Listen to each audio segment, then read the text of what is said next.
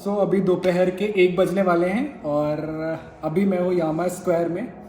सुबह सनी भैया का फ़ोन आया और उन्होंने बताया कि उनकी एक स्ट्रिंग है उसमें थोड़ी प्रॉब्लम आ गई है, तो हमें स्ट्रिंग चेंज कराना था।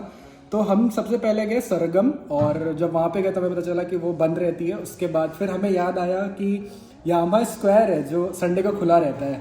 तो अभी जो उस कैमरे के पीछे अयान है, इससे हमें मिल के काफ़ी ज़्यादा अच्छा लगा। इन्होंने हमें एक अच्छा गिटार का स्ट्रिंग दिया है जो कुछ देर में हम लगाने वाले हैं।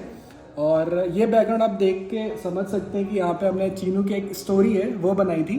और अब हम जा रहे हैं यहाँ से वापस अपने घर की तरफ।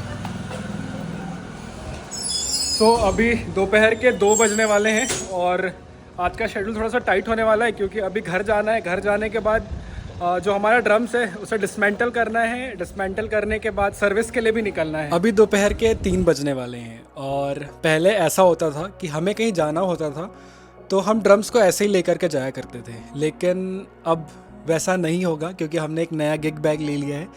तो हमें जब भी कहीं जाना होगा हम गिग बैग में ड्रम्स को लेकर के जाएंगे। तो अभी हमें ड्रम्स को डिसमेंटल करना है, उसके बाद पूरे ड्रम्स को हमें नीचे लेकर के जाना है।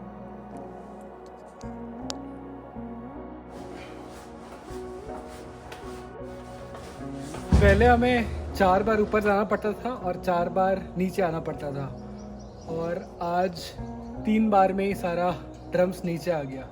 मतलब पहले से थोड़ा कम मेहनत करने की ज़रूरत पड़ी आज। इन ईयर की तो कहानी है। अभी मैं जस्ट रिकॉर्ड किया कि पहले मेरे को 4 बार ऊपर से जाना पड़ता था, अब थोड़ा कम होता है। उसके बाद क्या मेरे को याद आया कि अरे इन ईयर तो रखा ही नहीं हूँ। फिर एक बार ऊपर गया फिर नीचे आया, मतलब बराबर हो गया मेहनत। स्टिक्स हाँ रखा हूँ। मैं आप लोगों को बताता हूँ ना, मेरे साथ कई बार ऐसा भी हुआ है कि मैंने ड्रम्स रख लिया है और जाके असेंबल कर लिया। मैं प्ले करने वाला हूँ और याद आता है कि अरे भाई साहब हमने तो स्टिक ही नहीं रखा है। मतलब ये एक बार होता है, समझ में आता है, लेकिन ये मेरे साथ 2-3 बार पहले हो चुका है। और अब ऐसा होता है कि मुझे हर चीज़ों को एक जगह पे रखना पड़ता है ताकि एक चीज़ें मिस ना हो। कई बार ड्रम का ट्यूनर मिस हो जाता है जिसकी वजह से ड्रम ट्यून नहीं हो पाता है। और कई बार ऐसा होता है कि मैट, हाँ मैट ज़रूरी है ना बताना, कई बार मैट छूट जाता है। और मैट इसलिए इम्पॉर्टेंट है कि ड्रम्स प्ले करते करते ड्रम्स आगे की तरफ खिसकता है। कई बार बहुत प्लेन सरफेस रहता है तो उसके लिए मैट भी बहुत ज़्यादा ज़रूरी है। अब आगे की कहानी मैं आप लोगों को बताता हूँ अभी हमारे साथ क्या होने वाला है। अभी जैसे हम सर्विस के लिए पहुँचेंगे हमारे पास बिल्कुल भी टाइम नहीं रहेगा कि हम कैमरे निकाल के कुछ शूट कर सकें। लेकिन मैं आपको बताता हूँ, जैसे हम सर्विस से पहुँचेंगे हमें ड्रम्स लेके जाना है, भैया को गिटार लेकर के जाना है, हमें असेंबल करना है।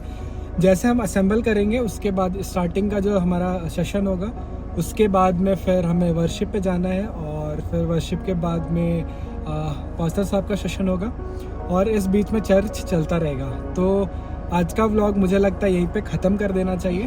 और तो आज का व्लॉग हम यहीं पे ख़त्म करते हैं और हम जल्दी मिलते हैं एक नए व्लॉग पे।